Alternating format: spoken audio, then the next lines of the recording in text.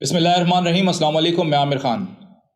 आपसे गुजारिश है चैनल को लाइक करें, सब्सक्राइब करें। आपका थोड़ा सा एफर्ट्स मेरे लिए बहुत ज़्यादा मोटिवेशन का बाइस बनता है, क्योंकि ये मुमकिन नहीं है आपकी सपोर्ट के बगैर।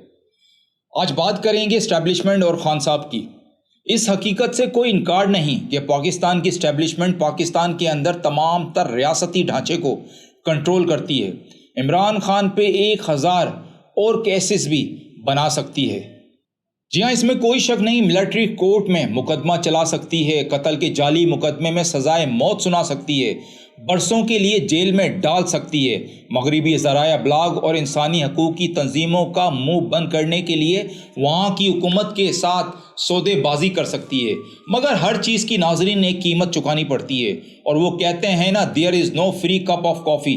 तो असल सवाल ये है कि ऐसा क्या दबाव है कि जिसकी वजह से पाकिस्तानी इदारे हर चीज़ दांव पे लगाने को तैयार बैठे हैं। क्या यही कम कीमत है कि 50 वर्ष के बाद पहली दफ़ा अफवाज पाकिस्तान को पाकिस्तान की सबसे बड़ी सियासी जमात के सामने इस तरह ला खड़ा कर दिया है कि सियासी हलकों और अवाम को यह फैसला करना है कि फ़ौज के साथ खड़ा होना है या खान के साथ। और इससे बड़ा सवाल ये है कि सारे मसाइल खड़े करके आगे करना क्या है, आगे का विजन क्या है।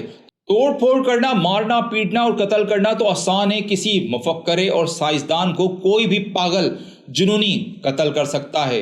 100 मंजिला इमारत को बारूद से उड़ा देना आसान है। मुश्किल है इस 100 मंजिला इमारत का नक्शा बनाना और इसे खड़ा करना।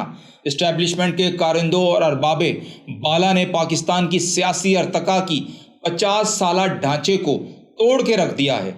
मगर ख़तरनाक बात यह है कि आगे का कोई नक्शा आपके पास है ही नहीं। अभी तक के लिए इतना ही। अपना ख्याल रखिएगा। अपने इस चैनल को लाइक, सब्सक्राइब और आगे शेयर करें। मैं बार बार कहता हूं कि आपके थोड़े से एफर्ट से मुझे बहुत ज़्यादा मोटिवेशन मिलती है। आपकी सपोर्ट के बगैर ये मुमकिन नहीं। अपना ख्याल रखिएगा।